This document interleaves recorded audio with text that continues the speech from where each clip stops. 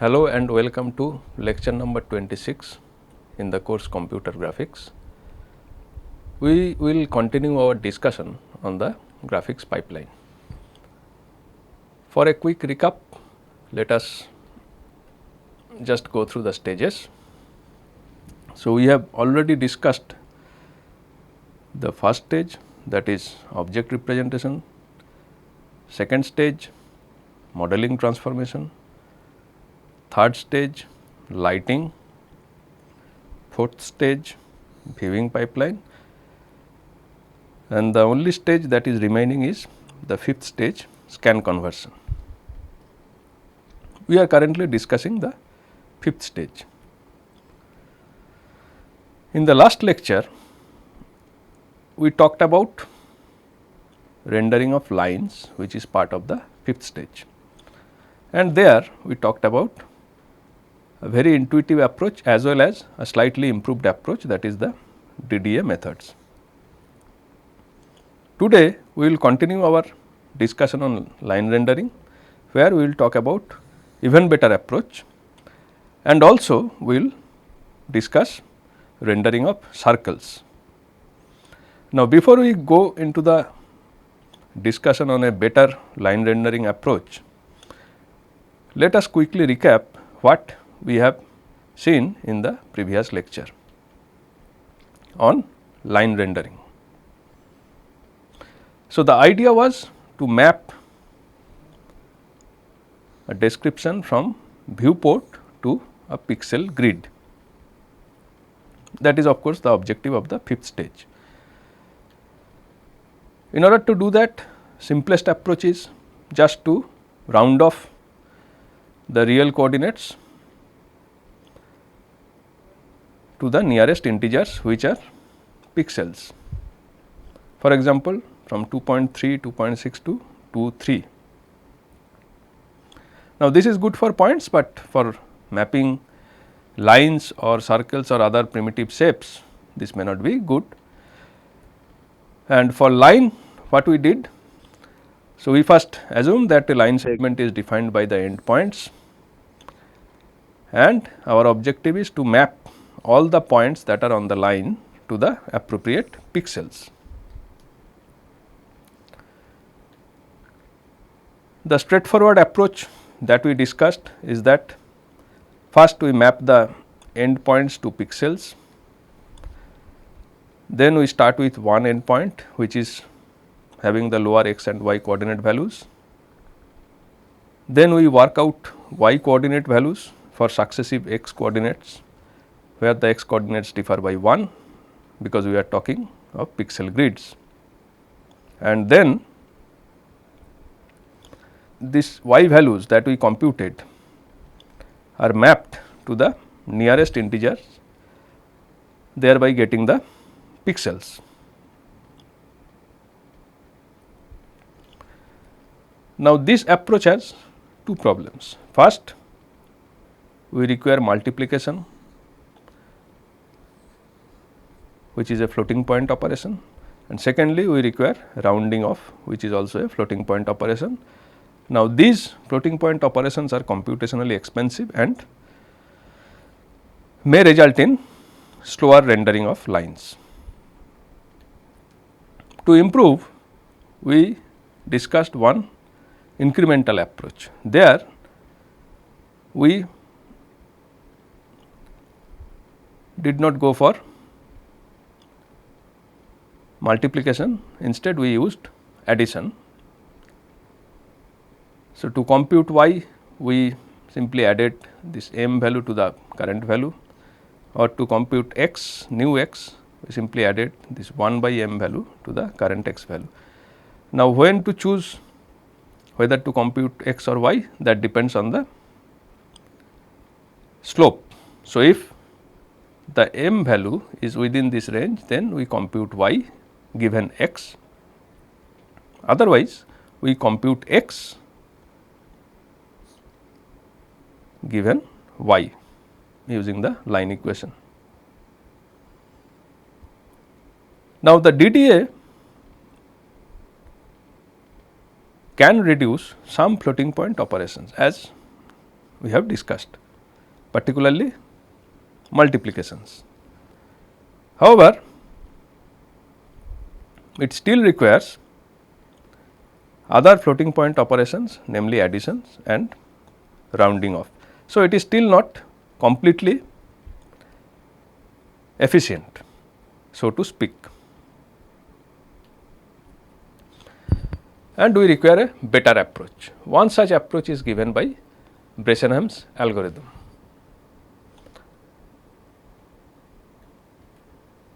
Now, this is an efficient way to scan convert line segments, and we will discuss the algorithm assuming M to be within these ranges.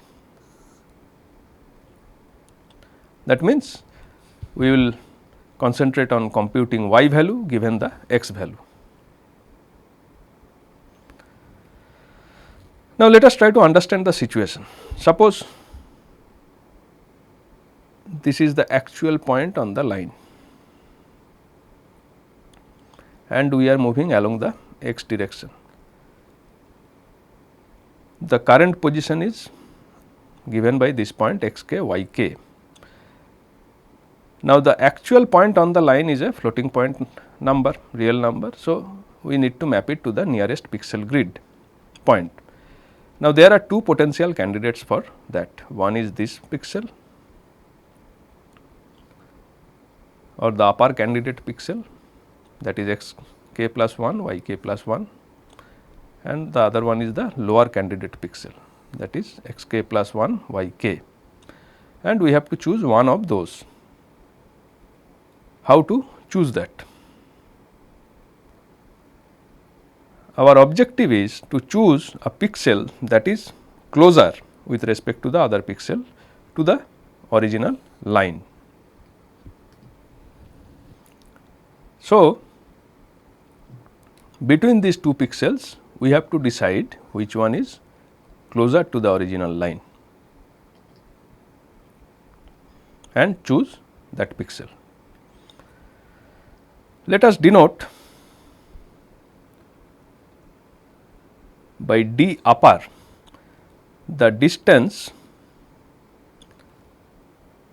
of the pixel x k plus 1 y k plus 1 from the line, that is the upper candidate pixel from the line as shown here. Similarly, d lower indicates the distance of the lower candidate pixel from the line. Now, at x k plus 1, that is at these points,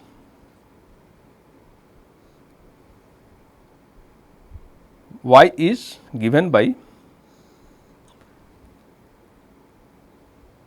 this expression using the line equation, where m is the slope. Then we can say that d upper can be given by y k plus 1 minus y, that is this value minus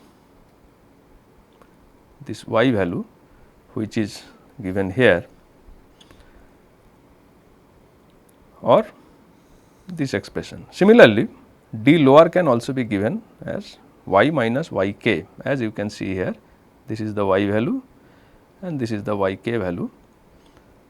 So, replacing the y from this equation, you can get this expression. Now, let us do some mathematical trick on these expressions. But before that, we should note that if the difference is less than 0, then the lower pixel is closer and we choose it, otherwise we choose the upper pixel. Distance between the y values here, here and here, the two distances that we have used in expressing d upper and d lower. If the difference is less than 0, then we choose the lower pixel, because that point is closer to the line, otherwise we choose the upper pixel. Now, let us substitute m with this ratio delta y by delta x, where delta y is the y coordinate difference between the endpoints and delta x is the x coordinate difference between the endpoints. And then we rearrange and replace this expression with c, which is a constant term. As you can see here, all are constants. Then what we get? This term to be equal to this term. Both sides we have multiplied by delta x and replace m with these expressions. Rearranging and expanding, we get this, then we replace this constant term here with c to get this expression. This is a simple manipulation of the terms. Now, let us denote the left hand side by pk. We call it a decision parameter for the kth step. Now, this parameter is used to decide the closeness of a pixel to the line. Now, its sign will be same as that of the sign of the difference d lower minus d upper.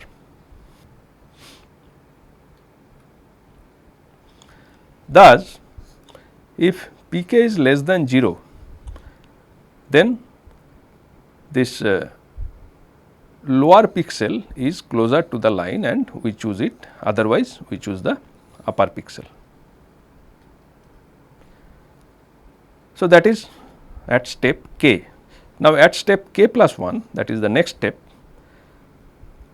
we get pk plus 1. Now, that is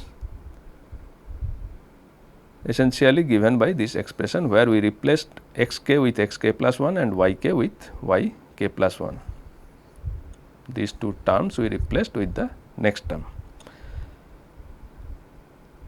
Then we take a difference between the two, pk plus 1 minus pk, which gives us this expression. Now, we know, because we are dealing with a pixel grid, that xk plus 1 is essentially xk plus 1. So, we can rearrange and rewrite the expression as pk plus 1 equal to pk plus twice delta y minus this term. That means, the decision variable at k plus 1th step is given by the decision variable at kth step plus a term, this entire term. Now, if pk less than 0, that is the lower pixel is closer,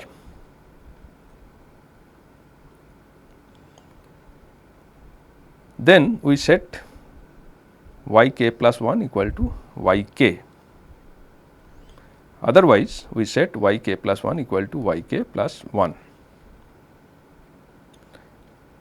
Thus, based on the sign of pk,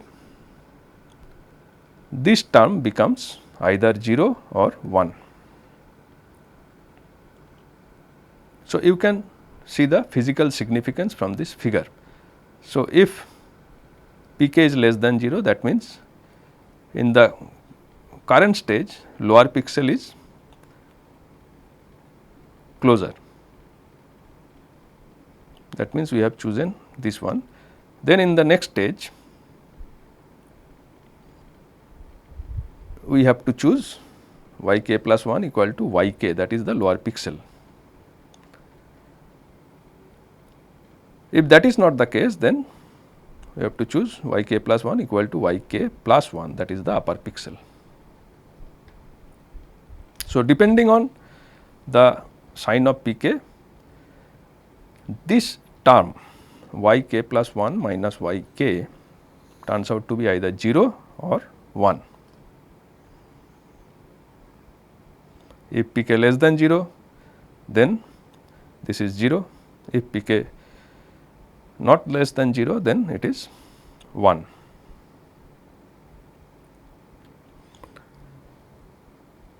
So, where we start? Then we have to decide on the first decision parameter, and that we call P 0, which is given by twice delta y minus delta x. This value we calculate and then we continue. So, the overall algorithm is given here. We first compute these differences between the endpoints and the first decision parameter. Then we go inside a loop till we reach the endpoint. We start with one endpoint and till we reach the other endpoint, we continue in the loop. Now, if p less than 0, we set that difference to be 0 and then update p as p plus twice delta y. If p is greater than equal to 0, then we update p as given in this expression.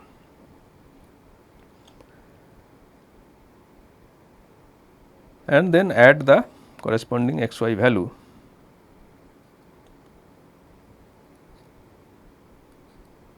into the set of pixels, that is the output of the algorithm. So, depending on the decision value, we choose a pixel and add it to the set of pixels. Now, here we assume that m is within this range. When m is outside this range, we have to modify this algorithm, but that is a minor modification. So, you may try it yourself.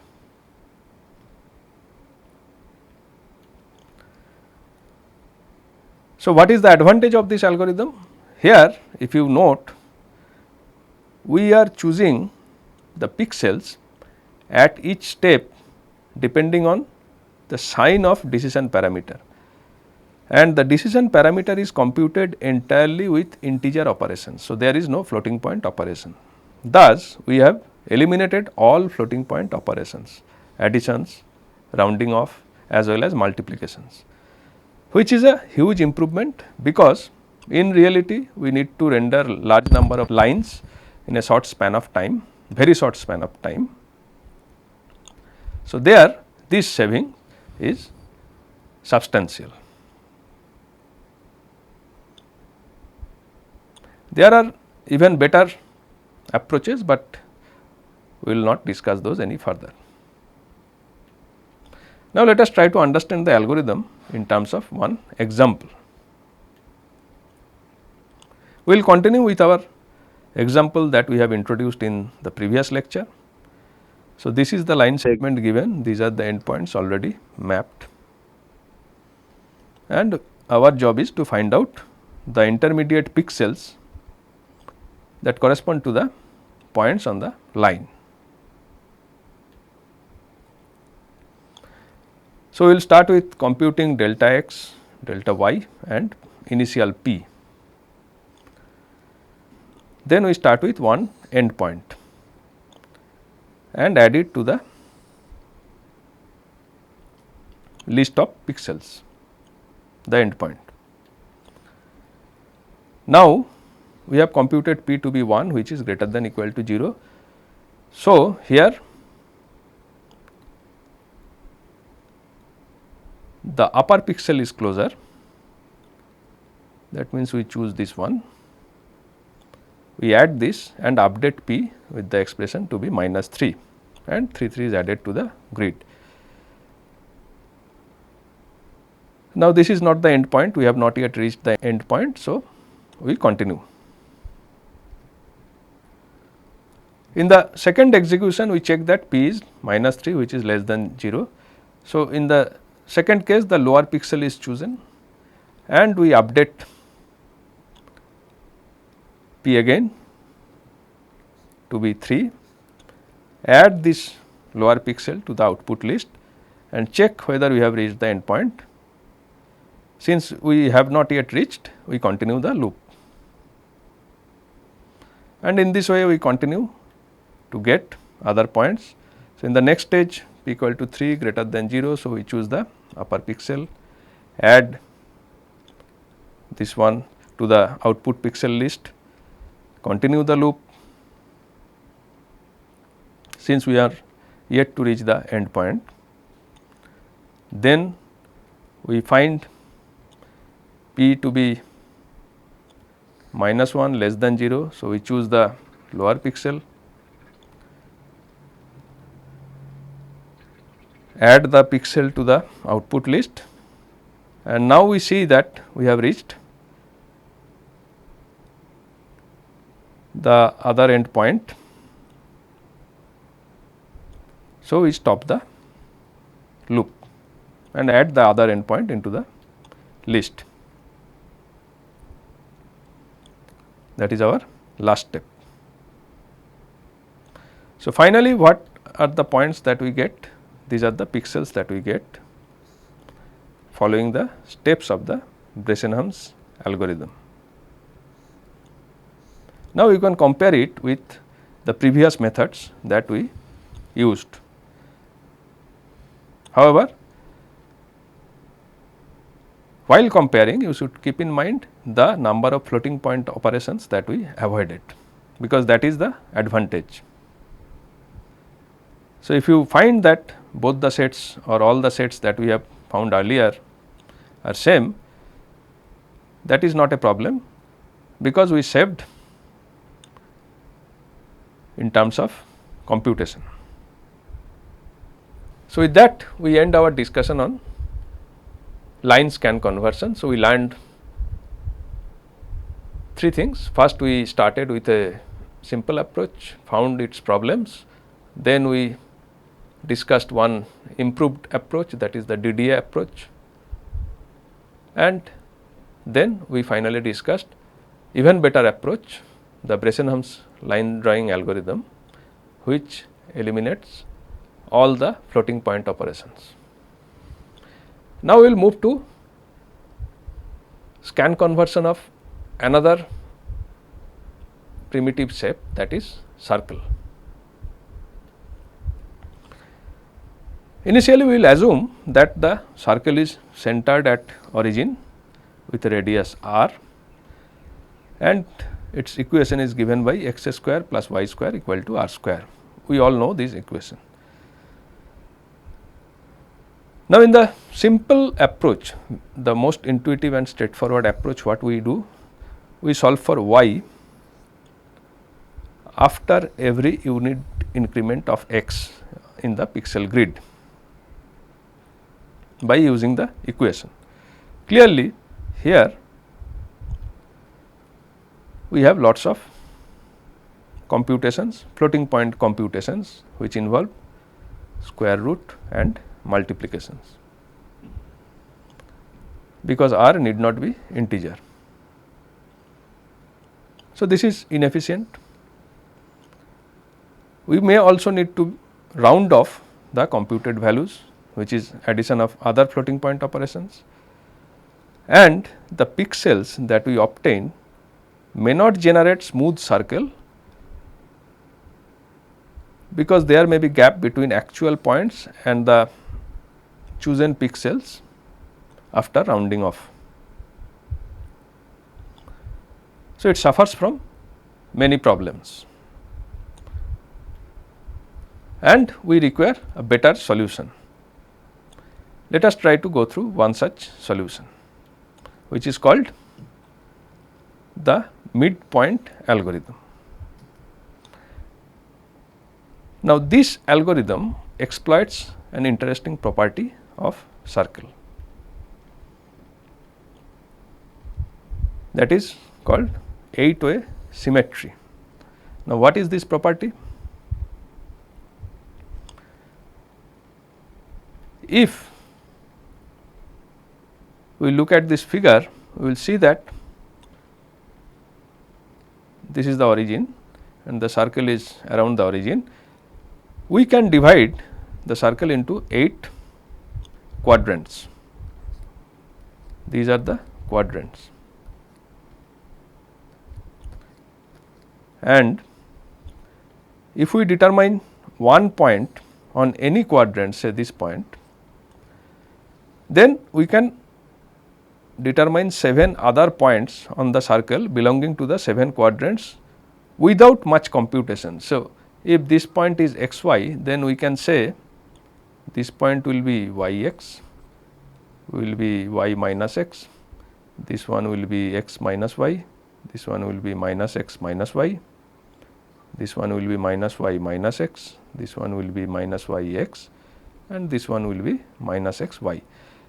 This we can straight away determine without any further computation. We can exploit this property in circle scan conversion by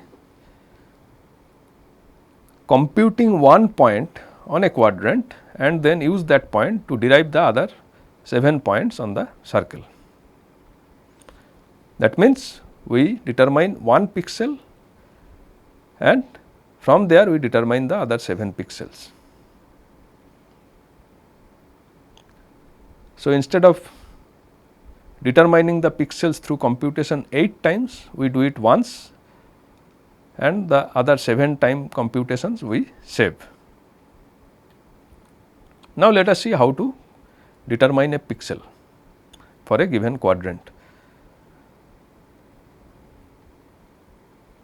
Suppose we have determined a pixel x k y k. Now, this is one quadrant of the circle given. Now, next pixel should be either this one or this one. Again we can call them upper candidate pixel and lower candidate pixel. And in this case, note that we are going down along this direction, down the scan lines, and our objective is to choose a pixel that is closer to the circle. Now, how do we decide which of these two candidate pixels is closer to the circle? Again we go for some mathematical trick. Now, the circle equation we can reorganize in this way: f x y equal to x square plus y square minus r square. This is the circle equation, we can restate in this way. Now, this function we can evaluate as shown here, that is f x y is less than 0 if the point x y is inside the circle, it is 0 if it is on the circle, and it will be greater than 0 if the point is outside the circle. This we know from geometry. Then we can evaluate the function at the midpoint of the two candidate pixels. That means, at x k plus 1 and y k minus half. Note that this is y k, so midpoint will be this point, that is y k minus half, and it will be x k plus 1, that will be the new x coordinate. Now, this will be our decision variable p k after k steps. So, let us try to see what this variable looks like. So, essentially we compute this function at the point x k plus 1 y k minus half, which is the midpoint between the two candidate pixels, and why half? Because this is the unit distance. So, half or the midpoint will be half of this unit distance.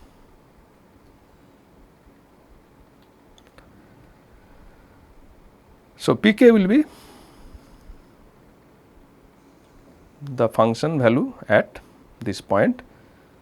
Now, if we expand the function with these coordinates, then we get this expression, which is the expression for pk.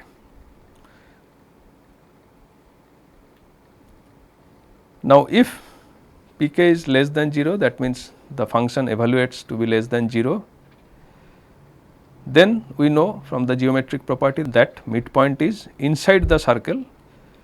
That means the upper candidate pixel will be closer to the circle boundary. So, we choose xk plus 1 yk. If that is not the case, then we choose the other candidate pixel, that is xk plus 1 yk minus 1. Note that we are going down the scan lines. So, next y coordinate will be yk minus 1, because in that case midpoint is outside and this lower candidate pixel is closer to the boundary. Now, let us see the expression for the decision variable at the next step, that is pk plus 1. So, here our new point will be xk plus 1 plus 1 increment by 1 and yk plus 1 minus half, which after expansion will look like this. Now, we may expand it further and then rearrange to get a simplified expression, that is pk plus 1 is the current decision value plus this term.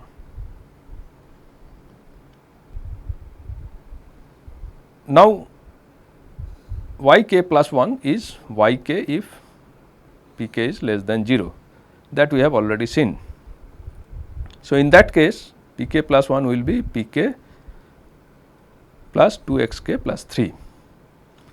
Now, if pk greater than 0, then yk plus 1 will be yk minus 1, that also we have seen. Then the pk plus 1 term will become something like this. As you can see, these are all integer operations.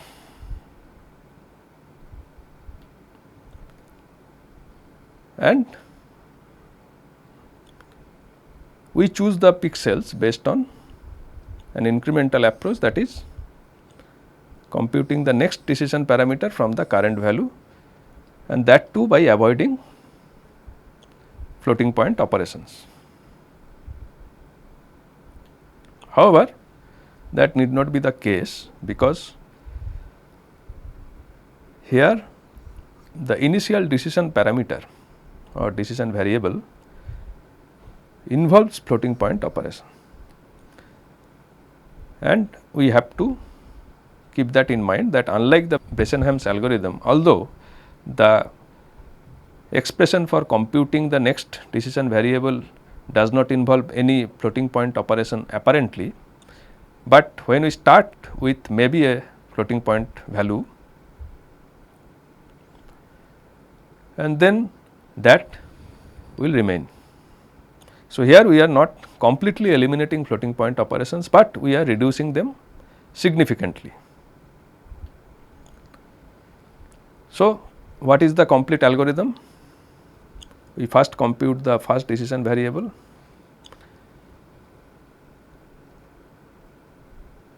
and choose the first or the starting point.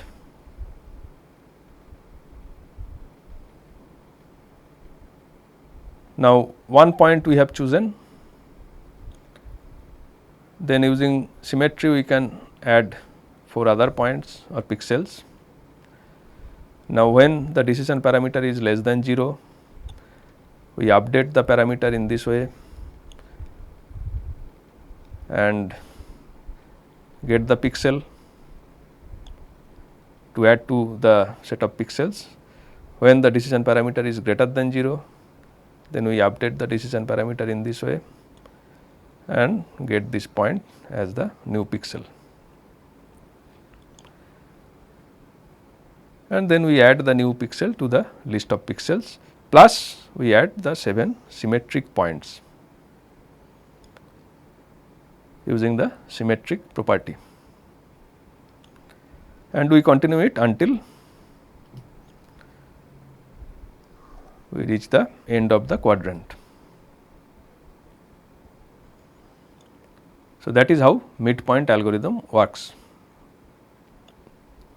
As you have noted, if we go for simple approach, we require a lot of floating point operations, multiplication, square root, which we avoided by this midpoint algorithm. Now, here of course, it may be noted that the algorithm assumes circle is centered at origin, and we require some modification when we are assuming circles which has its center at any arbitrary location. But that minor modification we will not go into the details, you may try it yourself. Now, let us try to understand this algorithm better in terms of one illustrative example.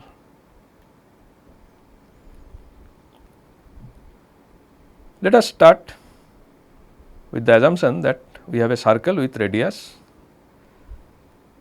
r to be 2.7, that means a real number.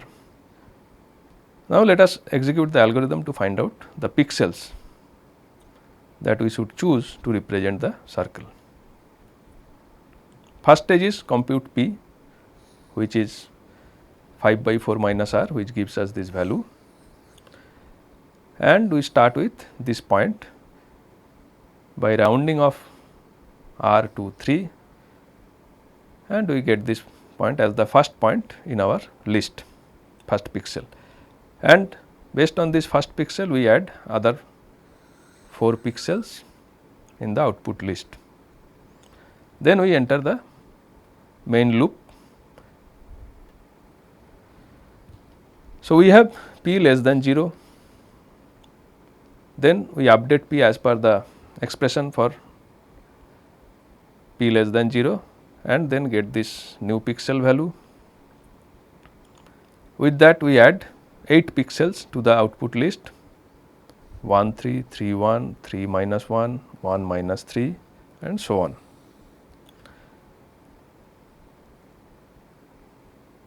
Since we have not yet reached the end of the loop, we continue with the loop. In the second loop run, we have p greater than 0. So, we use the expression to update p, and we get the new value, and we decide on this new pixel. Based on that, we choose the 8 pixels as shown here. Now, we have arrived at the end of the loop, the termination condition is reached. So, we stop. So, then at the end what we get?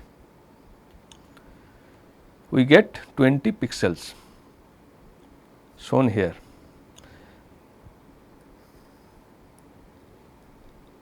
One thing you may note is that there are some pixels that are repeated.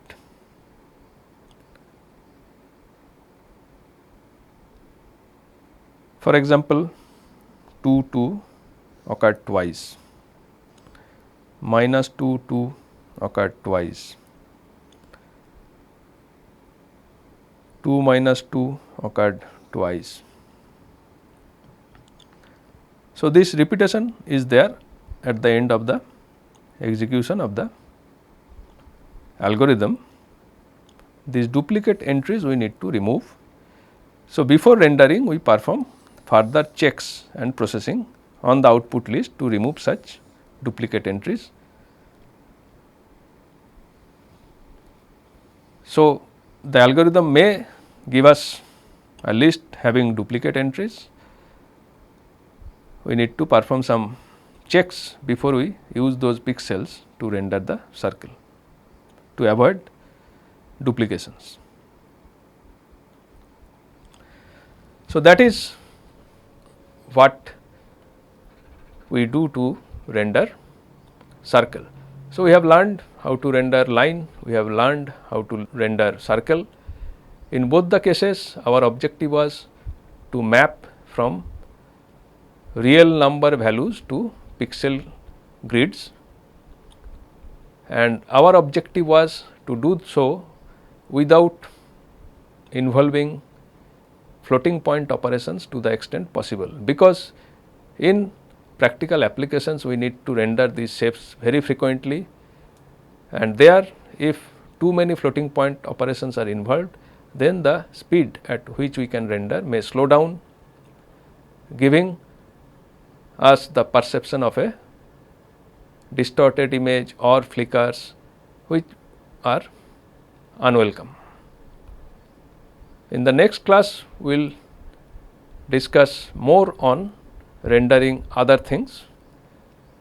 Whatever we have discussed today can be found in this book. You may go through chapter 9, section 9.1.2 and 9.2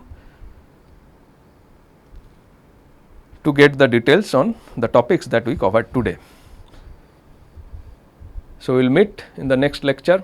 Till then, thank you and goodbye.